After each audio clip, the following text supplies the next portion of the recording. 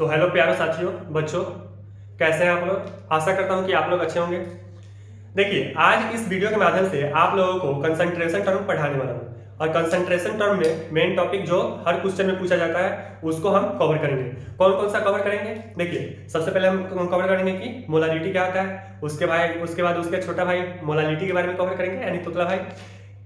ये तुतला भाई नहीं है, मतलब या छोटा भाई नहीं है, एक मतलब ऐसे ही बता दिए। देखिए, मोलालिटी को कवर करेंगे, मोलालिटी को कवर करेंगे, नॉर्मेलिटी को कवर करेंगे, उसके बाद मोल फ्रैक्शन को कवर करेंगे। अगर ये वीडियो आप लोगों को अच्छा लगेगा तो लाइक कर दीजिएगा, ठीक है। और चैनल को सब्सक्राइब कर लीजिएगा ताकि आप लोगों को मेरा नया वीडियो आएगा तो आप लोगों को मतलब नोटिफिकेशन मिल सके, ठीक है। तो देखिए, आज इस वीडियो के माध्यम से सबसे पहले हम बताएंगे सॉल्यूशन। सॉल्यूशन देखो, अ homogeneous mixture of two or more substance is called solution, ठीक है। A homogeneous mixture of two or more substance is called solution। Definition तो जानिए, लेकिन अगर कुछ लोगों को डिफिनीशन में समझ में नहीं आया होगा तो हम बता दे रहे हैं कि क्या क्या होता है। देखो, सॉल्यूशन जो होता है वो दो चीजों के मिलकर बनता है। एक होता है सॉल्ट, एक होता है सॉल्वेंट, ठीक है। इन दोनों चीजों से मिलकर बनता है solution. Solute plus solvent is equal to solution. मान लो ये एक कंटेनर है, ठीक है, ये एक कंटेनर है, ये हम लोग मान लिए। हाइपोथेटिकल है क्योंकि बोर्ड पे है, 2D डायग्राम है, ठीक है। तो यहाँ पे एक मान लो कि हमें इसमें नीर है, जल है, वाटर है, H2O है, एक्वा है, ठीक है, बिस्लेरी है, ठीक है। जो भी कीजिए, हिमालय का पानी है, गंगा का पानी है, जो भी है, या कल का पानी है, ठीक है। तो इसमें वाटर है। मान लो इसमें हम लोग ग्लूकोज को ऐड किए, ग्लूकोज या शुगर, चीनी। इसमें हम लोग मान लेंगे कि चीनी ऐड किए, चीनी, शुगर, ठीक है। शुगर का फॉर्मूला क्या होता है? मोलिकुलर फॉर्मूला C12H22OL, C12H22 ये क्या है? चीनी है। चीनी को ऐड किया हम वाटर में, तो जो चीनी होगा ये मेरा होगा सॉल्यूट, और जो वाटर होगा H2O, वाटर, ये होगा सॉल्वेंट, ठीक है।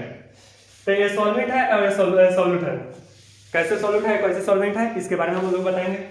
देखो, सॉल्वेंट वो होता है जो अपने में मिक्स कर ले, यानी जो मतलब क्या होता है कि अगर जो मतलब प्रीवियस उसका जो कैरेक्टर है वो मतलब कैरेक्टर नहीं, मतलब क्या होता है, स्टेट है, और जो मतलब सॉल्वेंट में घुलने के बाद वो उसका स्टेट नहीं रहे। जैसे क्या होता है कि अगर सॉलिड स्टेट में है, घुल गया तो क्या हो गया, लिक्विड स्टेट में आ गया। और चाहेंगे कि हम सिंपल मेथड से इसको एक्सट्रैक्ट करना, यानी मतलब चीनी को फिर मतलब दोबारा अगर इससे सॉल्यूशन से हम लोग निकालना, एक्सट्रैक्ट करना, तो नहीं निकाल पाएंगे सिंपल मेथड से। और मेथड कुछ होता है जिससे हम लोग निकाल सकते हैं, लेकिन सिंपल मेथड से हम लोग नहीं निकाल सकते। और मतलब क्या होता है, एडवांस मेथड भी है, लेकिन उससे भी पूरा नहीं निकलता है, पूरा ज़्यादा, ठीक है। तो ये होता है सॉल्वेंट और ये होता है सॉल्यूट। तो आप लोग जानिए कि सॉल्यूट और सॉल्वेंट क्या है, ठीक है। तो सॉल्यूट और सॉल्वेंट जो होता है वो दो टाइप्स का होता है, two types of solution. Solution जो होता है वो टू टाइप्स का होता है। एक होता है क्या होता है, डाइल्यूट सॉल्यूशन। एक होता है डाइल्यूट सॉल्यूशन और एक होता है क्या, concentrated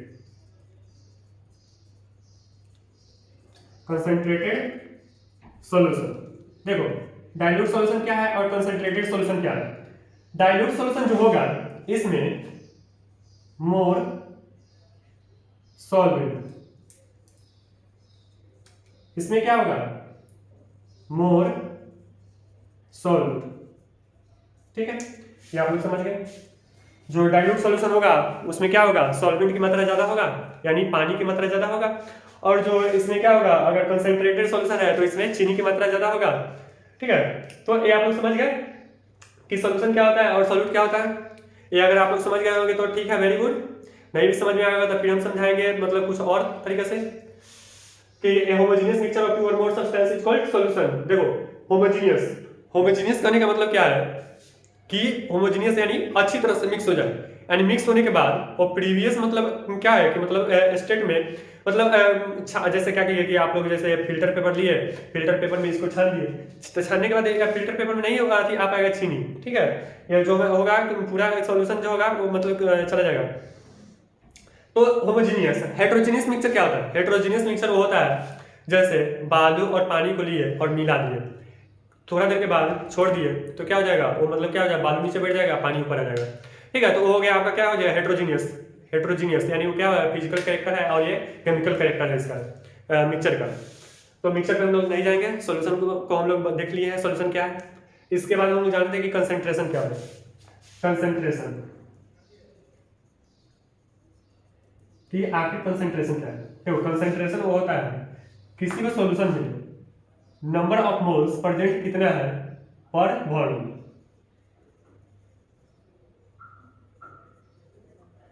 moles, number of moles present in solution यानी वॉल्यूम। तो इसमें कितना प्रेजेंट है, इसको क्या होता है एन से डिनोट किया जाता है, वॉल्यूम को किससे वी से डिनोट किया जाता है। तो एन बाई वी आ गया कंसेंट्रेशन। कंसेंट्रेशन को कैसे डिनोट किया जाता है, ब्रैकेट से और बिग ब्रैकेट। तो इसका क्या हो जाएगा एन बाई बी। ठीक है, और इसका यूनिट क्या होता है नंबर ऑफ मोल्स का, इसका होता है मोल्स। हाँ, इसका क्या होता है वॉल्यूम का लीटर। तो कंसेंट्रेशन का यूनिट क्या आ जाएगा, कंसेंट्रेशन का यूनिट आ गया मोल पर लीटर। ठीक है, ये आपका यूनिट आ गया कंसेंट्रेशन का। ठीक है, तो हम लोग जानेंगे कि सॉल्यूशन क्या होता है। सॉल्यूशन जो होता है होमोजेनियस मिक्सचर ऑफ टू और more substance is called solution. एक और एक से ज्यादा, दो और दो से ज्यादा होमोजेनियस मिक्सचर ऑफ सब्सटेंस यानी पदार्थ के मिक्सचर को क्या बोला जाता है, सॉल्यूशन बोला जाता है। सॉल्यूशन में क्या क्या रहता है, सॉल्यूट रहता है और सॉल्वेंट रहता है। सॉल्वेंट क्या होता है आप लोग समझ गए। उसके बाद में एक्सेस सॉल्यूट और एक्सेस सॉल्यूट और सॉल्वेंट जानेंगे कि क्या क्या होता है, एक्सेस सॉल्यूट और एक्सेस सॉल्वेंट। इसके बाद हम लोग जानेंगे कि कंसेंट्रेशन क्या होता है, कंसेंट्रेशन का यूनिट क्या होता है, कंसेंट्रेशन का फॉर्मूला क्या होता है, ये सब हम लोग बता दिए। इसके बाद हम लोग चलेंगे मोलारिटी पे कि मोलारिटी क्या है, मोलारिटी क्या है।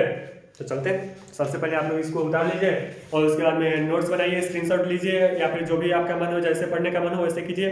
तब तक हम इसको क्लीन करते हैं। बात करने वाले हैं मोलारिटी के बारे में कि मोलारिटी होता क्या है। देखो कंसेंट्रेशन टर्म जो होता है, कंसेंट्रेशन टर्म वो दो टाइप का होता है, two types, two types of concentration term. कौन कौन से होता है, देखो एक होता है टेम्परेचर डिपेंडेंट, टेम्परेचर डिपेंडेंट। एक होता है टेम्परेचर इंडिपेंडेंट।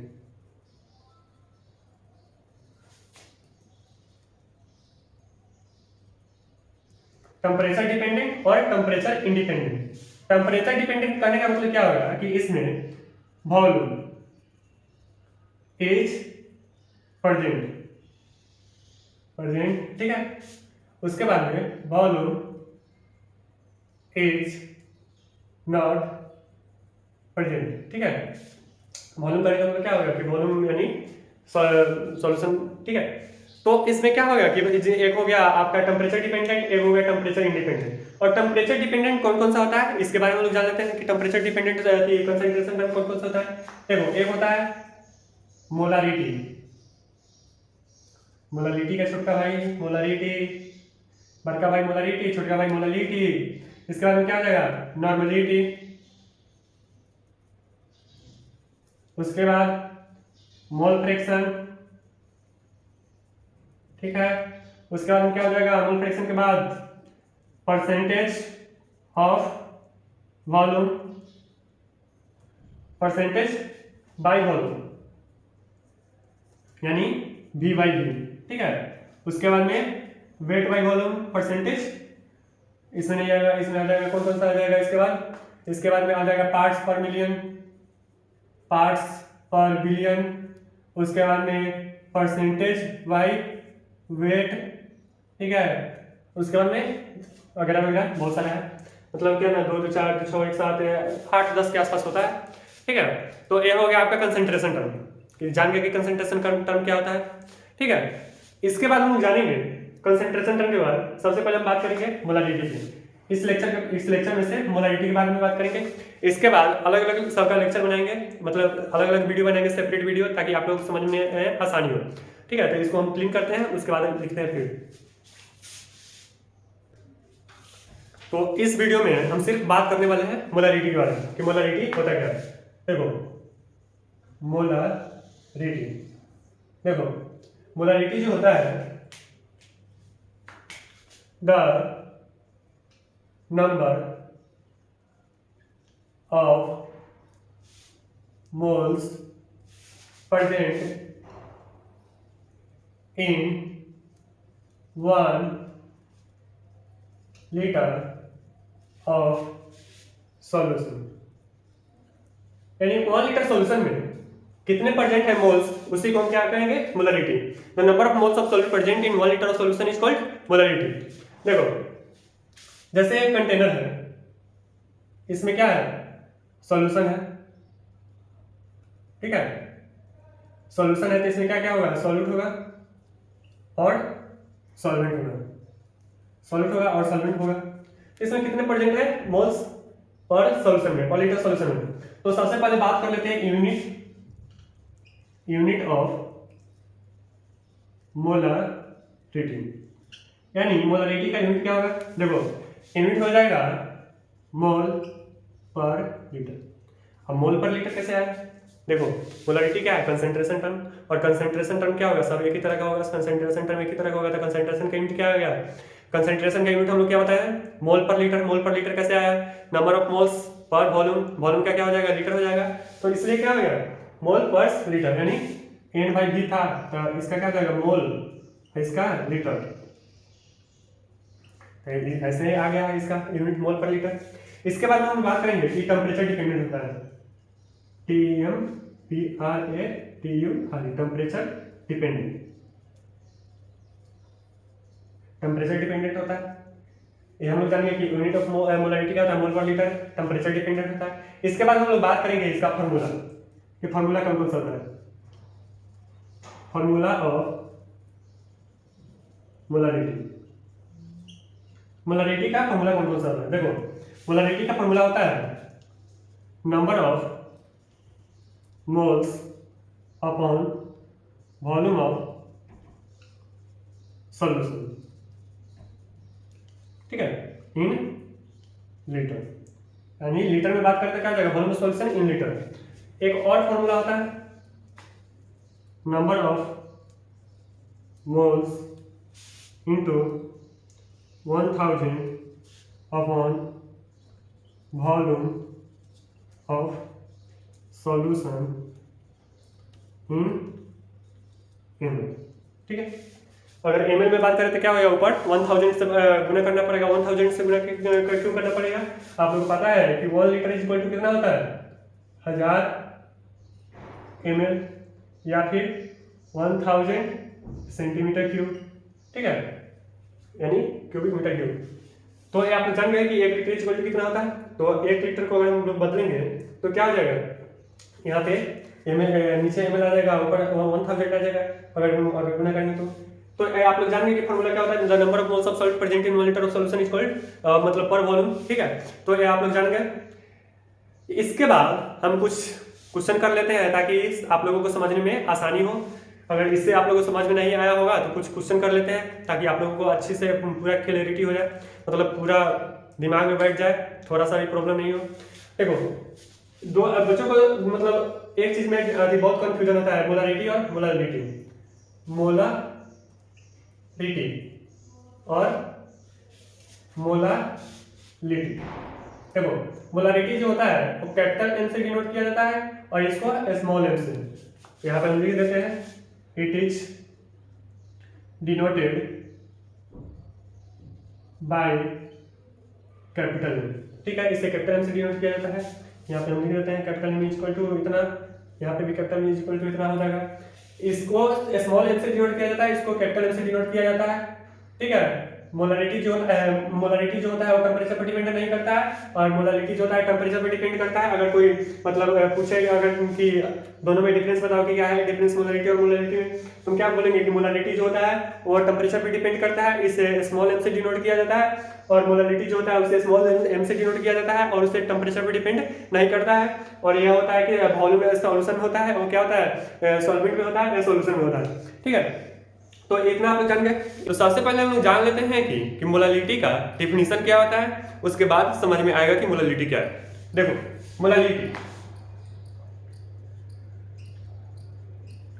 मोलालिटी होता क्या है। देखो मोलालिटी कहता है कि the number of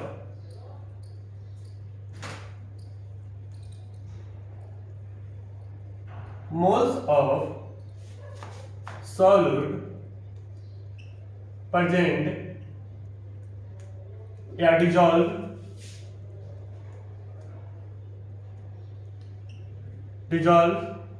in 1 kg of solvent, 1 kg या फिर 1000 ग्राम। ठीक है, ये दोनों में से कोई भी हो सकता है। 1 kg बराबर कितना होता है, 1000 ग्राम होता है। तो आप लोग डिफिनेशन देखिए कि मोलालिटी का डिफिनेशन क्या होता है। The number of moles of solute present और डिजॉल्व दोनों हो सकता है इन 1 kg of solvent is called molality. ये आप लोग समझ गए होंगे कि मोलालिटी क्या है। मोलालिटी कह रहा है कि देखो सॉल्यूट और सॉल्वेंट, सॉल्यूशन किन चीजों से मिलकर बनता है, सॉल्यूट और सॉल्वेंट से। तो सॉल्यूट और सॉल्वेंट, देखो सॉल्यूट क्या होता है और सॉल्वेंट क्या होता है। सॉल्यूट और सॉल्वेंट, देखो सॉल्यूट और सॉल्वेंट मिलकर दोनों क्या होता है, सॉल्यूशन बनता है। और मेजर जो होता है सॉल्वेंट होता है, और सॉल्वेंट क्या होता है, लेस होता है। ठीक है, तो इसमें हम जानेंगे कि सॉल्यूट और सॉल्वेंट क्या होता है। अगर क्वेश्चन में दिया हो, अगर देखो दो दिया हो, कोई देख लो जैसे एसिटिक एसिड हो गया या बेंजोइक एसिड हो गया या फिर बेंजीन हो गया, या मतलब दोनों मतलब कोई एक दिया हो, तो उसमें से जो ज्यादा मात्रा में रहेगा यानी लेस रहेगा और मेजर रहेगा, जो मेजर रहेगा वो सॉल्वेंट रहेगा और जो लेस रहेगा वो सॉल्यूट रहेगा। ठीक है, तो हम लोग जान गए। तो इसके बाद हम लोग इसका यूनिट देख लेते हैं कि यूनिट क्या होता है। यूनिट ऑफ मोलालिटी, कि मोलालिटी का यूनिट क्या होता है। देखो मोलालिटी का यूनिट जानने से पहले मोलालिटी का फॉर्मूला देख लेते हैं। Molality of formula of molality, देखो number of moles of solute upon mass of solvent in KG. ठीक है, तो देखो नंबर ऑफ मोल्स का यूनिट क्या होता है, मोल भी होता है। ठीक है, उसके बाद मास ऑफ सॉल्वेंट मास किस में लिया जाता है, केजी में लिया जाता है। तो यहाँ पे क्या आ जाएगा, केजी। तो इसका यूनिट क्या हो गया, मोल पर केजी। ठीक है, या फिर मोल पर ग्राम। ठीक है, दोनों में से कोई हो सकता है। तो इसका फॉर्मूला देख लिए, यूनिट का देख लिए। इसके बाद एक और बात बता देते हैं हम कि ये टेम्परेचर पे डिपेंड नहीं करता है। It is not depends on temperature, ये टेम्परेचर पे डिपेंड नहीं करता है। ये आप जान गए आप लोग कि मोलालिटी क्या होता है। The number of moles of solvent present in 1 kg of solvent is called molality. उसके बाद हम लोग क्या जाने, यूनिट ऑफ मोलालिटी मोल पर केजी या मोल पर ग्राम, ये दोनों में से कोई हो सकता है। उसके बाद formula of molality, number of moles of solute upon mass of solvent. ठीक है, ये तो केजी में हो गया। अगर इसको हम ग्राम में बदलेंगे तो क्या आ जाएगा, number of moles of solute upon mass of solvent in gram. अगर ग्राम में बदल दे तो क्या हो जाएगा, ऊपर 1000 से गुना हो जाएगा। क्यों? क्योंकि क्या होता है 1 kg बराबर कितना होता है 1000 यानी 1000 ग्राम होता है। ठीक है, अगर यहाँ पे अगर ग्राम में बदल रहे हैं तो क्या हो जाएगा यहाँ पे 1000 से गुना हो जाएगा। ठीक है, तो एक ग्राम में देख लिए, उसके बाद में केजी में देख लिए, दोनों में देख लिए, पोलैरिटी जान गए। ये तो हम को प्रैक्टिस करेंगे ताकि आप लोगों को अच्छी तरह से समझ में आ सके। तो ठीक है, तो सबसे पहले चलते हैं डिफिनीशन पे। सबसे पहले हम लोग देख लेते हैं कि डिफिनीशन क्या होता है नॉर्मेलिटी का, उसके बाद में ही समझ में आएगा। ठीक है, तो normality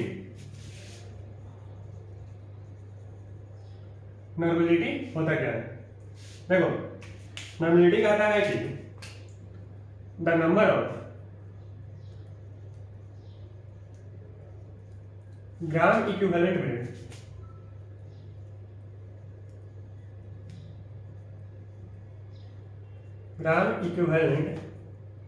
wait of solute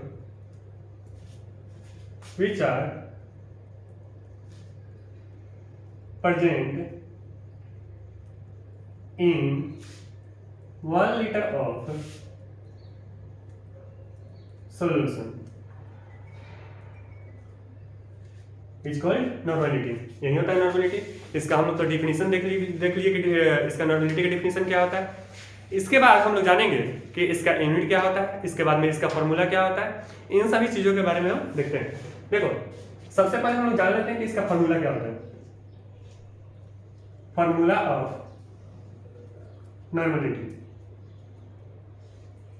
normality का फॉर्मूला क्या होता है? देखो, नॉर्मेलिटी का फॉर्मूला होता है number of gram equivalent of solute upon volume of solution. ठीक है, इन लीटर। ये तो रहा लीटर में। अगर इसको लीटर से अगर ml में बदलना है तो क्या करेंगे? इसको क्या करेंगे कि number of gram equivalent of solute into 1000 upon volume of solution in ml। ठीक है, ml में हो गया। ये तो रहा फॉर्मूला। इसके बाद हम लोग जानेंगे कि टेम्परेचर पे डिपेंड करता है कि नहीं। देखो, जिस टॉपिक में यानी जितना भी कंसंट्रेशन टर्म है उसमें अगर वॉल्यूम अगर आ जाए तो क्या होगा, वो टेम्परेचर पे डिपेंड करता है। ये ट्रिक है, आप लोग जान लीजिए। जो वॉल्यूम होता है वो क्या होता है, टेम्परेचर पे डिपेंड करता है। तो ये क्या हो जाएगा, it is depends upon temperature. ठीक, टेम्परेचर पे डिपेंड करता है। इसके बाद इसे डिनोट कैसे किया जाता है? It is denoted by capital M. इसको कैपिटल एम से डिनोट किया जाता है। ठीक है, इसे कैपिटल एम से डिनोट किया जाता है। इसके बाद एक और बात हम बता देते हैं कि तो हो गया कि इसे कैपिटल एम से डिनोट किया जाता है। इट इज डिनोट टेम्परेचर पे डिपेंड करता है। इसके बाद में यूनिट, इसके बाद में हम यूनिट के बारे में जानेंगे कि इसका यूनिट क्या होता है। Unit of normality. नॉर्मेलिटी का यूनिट क्या हो जाएगा, ग्राम इक्विवेलेंट पर लीटर। ठीक है, ये इसका क्या हो गया, यूनिट हो गया। ये तो रहा मतलब इसका डिफिनीशन हो गया। उसके बाद में इसका मतलब टेम्परेचर पे डिपेंड करता है कि नहीं करता है। उसके बाद में इसे डिनोट कैसे किया जाता है। उसके बाद में इसका फॉर्मूला हम लोग देख लिए। ठीक है, तो ये तो रहा ये सब। उसके बाद एक टर्म यहाँ पे आता है नंबर ऑफ ग्राम इक्विवेलेंट।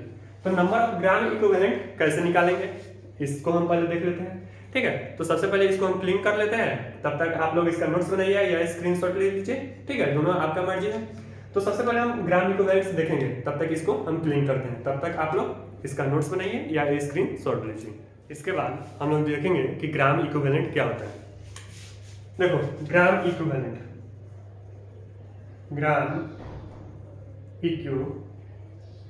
क्या होता है। देखो, जो सॉल्यूशन होता है और दो चीजों के मिलने से बनता है, एक होता है क्या, सॉल्यूट और प्लस सॉल्वेंट। सॉल्वेंट और सॉल्यूट जो ज्यादा मात्रा में रहेगा वो क्या होगा, सॉल्यूट होगा, मतलब सॉल्वेंट होगा। क्यों, जो मतलब सॉल्वेंट क्या होता है, जो अपने में घुला ले, यानी अपने में मतलब क्या होगा, मिक्स कर ले, ठीक है, वो क्या होता है, सॉल्वेंट होता है। और उसके बाद में क्या होता है, सॉल्यूट होता है, दोनों मिलकर क्या होता है, सॉल्यूशन होता है। तो ग्राम इक्विवेलेंट होता है कि weight of solute upon equivalent weight. अब इसके बाद में एक और टर्म आ गया, इक्विवेलेंट वेट। अब इक्विवेलेंट वेट क्या होता है, इक्विवेलेंट वेट होता है मोलिक्यूलर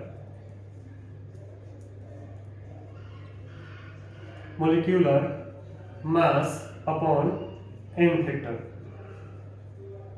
ठीक है।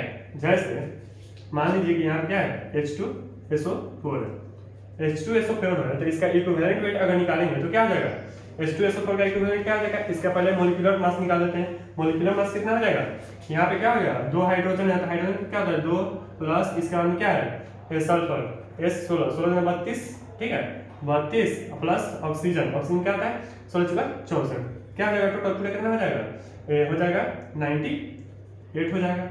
और उसके बाद 98 आया इसका मोलिकुलर मास। उसके बाद में n फैक्टर क्या होता है, n फैक्टर होता है उसका बेसिसिटी या एसिडिटी। तो बेसिसिटी होता है एसिड का निकलता है, और बेसिसिटी जो होता है एसिड का, और एसिडिटी जो होता है वो बेस का निकलता है। तो यहाँ H2SO4 क्या है, एसिड है, तो इसका क्या निकालेंगे, बेसिसिटी निकालेंगे। तो बेसिसिटी यहाँ पे क्या हो जाएगा, 2 होगा, ठीक है। यहाँ पे हाइड्रोजन है 2, अगर बेसिसिटी एसिडिटी निकालेंगे तो वहाँ पे क्या होगा, OH होगा। OH कितना परसेंट है, यहाँ पे हम बेसिसिटी निकाल रहे हैं तो क्या है, यहाँ पे 2 है, तो यहाँ पे क्या करेंगे, 2 से डिवाइड कर देंगे तो क्या हो जाएगा 49। यही आया मेरा इक्विवेलेंट वेट, ठीक है। तो क्या हो जाएगा, वेट ऑफ सॉल्यूट, क्वेश्चन में दिया होगा कि किसी सॉल्यूट का वेट दिया होगा, और उसके बाद में उसके इक्विवेलेंट वेट यानी इतना से हम भागा दे देंगे तो हमारा क्या आ जाएगा, ग्राम इक्विवेलेंट वेट आ जाएगा। तो आशा करता हूँ कि आप लोगों को ग्राम इक्विवेलेंट वेट समझ में आ गया होगा। उसके बाद में नॉर्मलिटी भी समझ में आ गया होगा। इसके बाद कंसंट्रेशन टर्म का एक टॉपिक है, तो मोल फ्रैक्शन, कि मोल फ्रैक्शन का क्या है। देखो मोल फ्रैक्शन, कि मोल फ्रैक्शन होता क्या है, देखो मोल फ्रैक्शन होता है कि it is the ratio of number of moles of solute or solvent and total number of solute and solvent यानी सॉल्यूशन, ठीक है। सॉल्यूट और सॉल्वेंट मिलकर क्या बनता है, सॉल्यूशन बनता है। देखो मोल फ्रैक्शन क्या है, देखो जैसे क्या होता है कि सॉल्यूट और सॉल्वेंट मिलकर क्या बनता है, सॉल्यूशन बनता है। तो अगर मोल फ्रैक्शन ऑफ सॉल्यूट को हमको निकालना होगा तो क्या करेंगे, सॉल्यूट का जितना मोल होगा उसको डिवाइड कर देंगे सॉल्यूट प्लस सॉल्वेंट के मोल से, तो मेरा क्या हो जाएगा, आ जाएगा सॉल्यूट का मोल फ्रैक्शन, ठीक है। तो ये तो रहा, मैंने हम समझा दिया, इसको अब हम लिख के बता रहे हैं कैसे होता है, ठीक है। देखो जो सॉल्यूशन होता है, सॉल्यूशन ये दो चीजों के मिलने से बनता है, एक होता है सॉल्यूट और एक होता है सॉल्वेंट, ठीक है। देखो सबसे पहले हम बात करेंगे कि नंबर ऑफ मोल्स कैसे निकाला जाता है। देखो अगर हमको सॉल्यूट का मोल निकालना होगा तो कैसे निकालेंगे, सबसे पहले हम यहाँ पे एक चीज आप लोगों को बता देते हैं। देखो एक होगा गिवन मास को हम लोग डिनोट करेंगे, गिवन मास को W A से, हमको इसको A मान लेते हैं और इसको B मान लेते हैं, और इसको डिनोट करेंगे W B से, ठीक है। उसी प्रकार इसका मोलिकुलर मास भी होता है, मोलिकुलर मास क्या होता है, इसको हम Ma से डिनोट करेंगे और इसको MB से डिनोट करेंगे, ठीक है। तो नंबर ऑफ मोल्स कैसे निकाला जाता है? नंबर ऑफ मोल्स कैसे निकाला जाता है आप लोगों को पता होगा। क्या होता है? Given mass upon molecular mass. तो यहाँ पे गिवन मास क्या है? WA, ठीक है, और मोलिकुलर मास क्या है? Na। इसी प्रकार इसका क्या हो जाएगा? WB अपॉन NB, ठीक है। ऐसे हम लोग निकालेंगे नंबर ऑफ मोल्स, ठीक है। तो ये तो रहा मोल फ्रैक्शन, मतलब ये हम बता दिए कि एक होता है सॉल्यूट, एक होता है सॉल्वेंट, और गिवन मास क्या होता है, मोलिकुलर मास क्या होता है, नंबर ऑफ मोल्स कैसे निकाला जाता है, ठीक है। तो ये तो रहा, हम नंबर ऑफ मोल्स निकालने का फॉर्मूला बता दिए है। उसके बाद हम चलेंगे कि मोल फ्रैक्शन ऑफ सॉल्यूट और सॉल्वेंट का कैसे निकाला जाता है, उस पर हम लोग चर्चा करते हैं। तब तक इसको हम क्लीन करते हैं, आप लोग इसको नोट्स बना लें। देखिए ये सब हम लिखे हैं सिर्फ आप लोगों के नोट्स बनाने के लिए, नहीं तो हम सीधे मतलब अच्छा से मतलब क्या करते हैं, समझा देते हैं और ऐसा नहीं लिखते। ये सब इतना सजा कर लिखे इसलिए ताकि आप लोग अच्छा से अच्छा नोट्स बना सके, ठीक है। तो तब तक आप लोग इसको नोट्स बनाइए, तब तक हम इसको क्लीन करते हैं, ठीक है। इसके बाद हम बताएंगे कि मोल फ्रैक्शन ऑफ सॉल्यूट और सॉल्वेंट को कैसे निकालेंगे, कि सॉल्यूट का मोल फ्रैक्शन कैसे निकलेगा और सॉल्वेंट का मोल फ्रैक्शन कैसे निकलेगा, ठीक है। तो देखो मोल फ्रैक्शन जो होता है उसको डिनोट किया जाता है काई से, ठीक है, इसे काई पढ़ा जाता है, ठीक है। तो मान लो कि हमको निकालना है मोल फ्रैक्शन ऑफ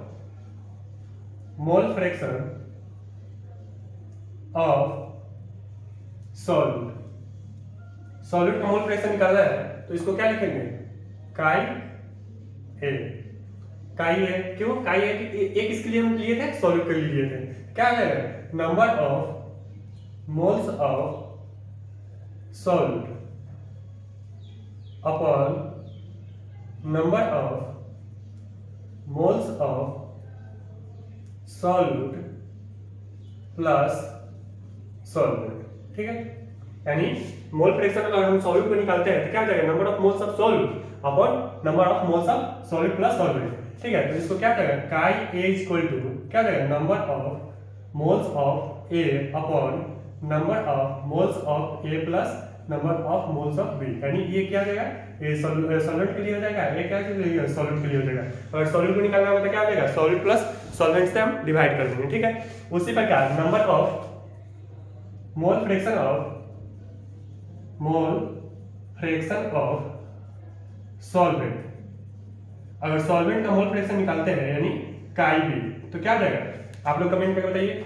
इसका हो जाएगा number of moles of solvent, ठीक है, upon number of moles of solute plus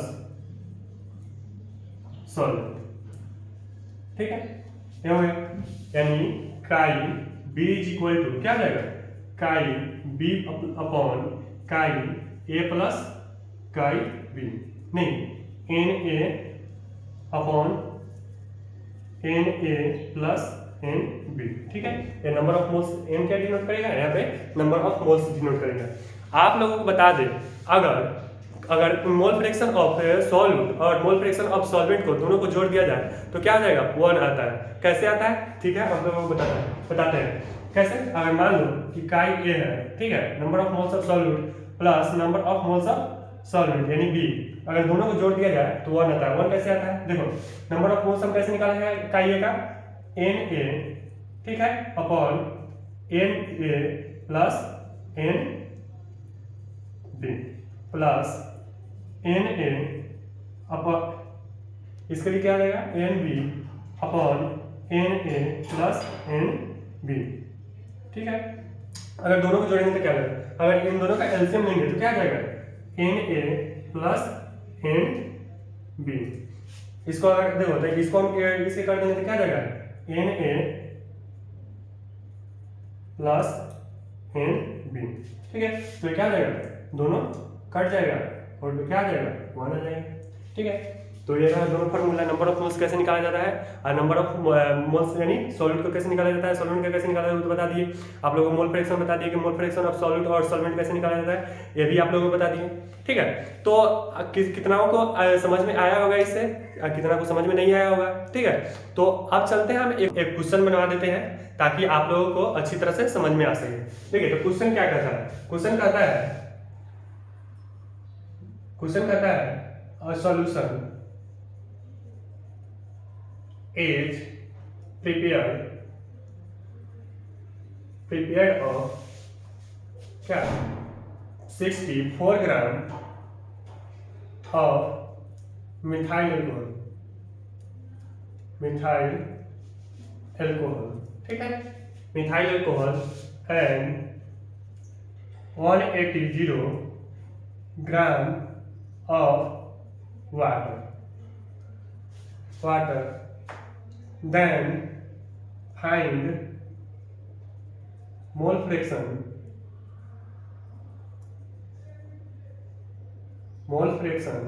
of ethyl alcohol and water, ठीक। यानी दोनों का हम लोग को क्या निकालना है, मोल फ्रैक्शन निकालना है। तो कैसे निकालेंगे इसको हम देख लेते हैं। देखो सबसे पहले हम लोग क्या दिया है 64 ग्राम ऑफ मिथाइल एल्कोहल, यानी 64 ग्राम क्या दिया है, इथाइल एल्कोहल दिया है। इथाइल एल्कोहल का फॉर्मूला क्या होता है CH3OH, ठीक है। उसके बाद वाटर 180 ग्राम H2O, ठीक है, H2O दिया है। तो ये क्या है, ये गिवन दिया है, ये गिवन मास है। इसका मोलिकुलर मास क्या होगा, मोलिकुलर मास क्या हो जाएगा, इस दोनों का मोलिकुलर मास क्या हो जाएगा। देखो कार्बन में कितना होता है 12 होता है, प्लस हाइड्रोजन में कितना होता है 1 होता है, नहीं 3 हो जाएगा, प्लस 16 हो जाएगा इसका, प्लस 1 हो जाएगा। इसका कितना हो जाएगा, इसका हो जाएगा 2 प्लस 16, ठीक है। तो कितना हो जाएगा, इसका हो जाएगा 12 16 32 हो जाएगा, इसका कितना हो जाएगा 80 हो जाएगा, ठीक है। तो ये हो गए। अब इसका हम नंबर ऑफ मोल्स निकाल लेते हैं, नंबर ऑफ मोल्स, ठीक है, और ethyl alcohol and number of moles of H2O यानी वाटर, दोनों का नंबर ऑफ मोल्स निकालेंगे। तो नंबर ऑफ मोल्स कैसे निकाला जाता है, given mass upon molecular mass. तो गिवन कितना दिया है 64 अपॉन इसका कितना है 32, इसका कितना है, गिवन कितना दिया है 180, इसका कितना है 80 ग्राम आया है, मोलिकुलर मास कितना है 80 ग्राम है, क्या हो जाएगा, इसका हो जाएगा 10 है, इसका हो जाएगा कितना हो जाएगा 2, ठीक है। तो हमको निकालना है mole fraction of ethyl alcohol यानी CH3OH। तो कैसे निकाला जाता है मोल फ्रैक्शन होता है number of moles of solute. तो सॉल्यूट का मोल कितना आया इथाइल अल्कोहल का 2 upon number of moles of solute plus solvent. तो सॉल्यूट और सॉल्वेंट के दोनों को जोड़ देंगे तो कितना आ जाएगा 2 प्लस 10 कितना आ जाएगा 2/12, ठीक है। तो क्वांटिटी कितना आ जाएगा 1/6, यानी mole fraction of ethyl alcohol कितना है 1/6 आया। इसी प्रकार मोल फ्रैक्शन ऑफ वाटर यानी H2O, इसका कितना आ जाएगा, इसका आ जाएगा 10/2 प्लस 10 कितना आ जाएगा 10/12 यानी 5/6, ठीक है। ये आ गया, यही होता है, ठीक है। अगर आप लोगों को समझ में आ गया है, ठीक है, आशा करता हूँ कि समझ में आ गया हो। अगर आप लोगों को समझ में आ गया है तो लाइक कर दीजिए, कमेंट कर दीजिए, ठीक है, ताकि इससे मतलब मेरा अभी थोड़ा हौसला बढ़ेगा, ठीक है। तो आप लोगों को अगर अच्छा लगे तो चैनल को सब्सक्राइब भी कर दीजिएगा, ठीक है। तो आज की क्लास में हम मोल फ्रैक्शन पढ़ चुके हैं। अगले नेक्स्ट टॉपिक में हम लाएंगे इन तीनों को चार को एक साथ, क्या क्या, नॉर्मलिटी, मोलालिटी और मोल फ्रैक्शन, चारों का वीडियो एक साथ हम बनाएंगे, ठीक है, ताकि आप लोगों को एक सिंपल वीडियो मिल सके, यानी एक मतलब कहीं खोजना ना पड़े, ठीक है। तो इस वीडियो में हम इतना ही रहने देते हैं। अगले वीडियो में हम चारों को कवर करेंगे, उसमें सिर्फ केवल क्या करेंगे थ्योरी को कवर करेंगे, उसके बाद में क्वेश्चन का एक अलग से हम वीडियो बनाएंगे, ठीक है। अगर आप लोगों को अच्छा लगे तो चैनल को सब्सक्राइब कीजिए, लाइक कीजिए, ठीक है। चलते हैं, ओके बाय।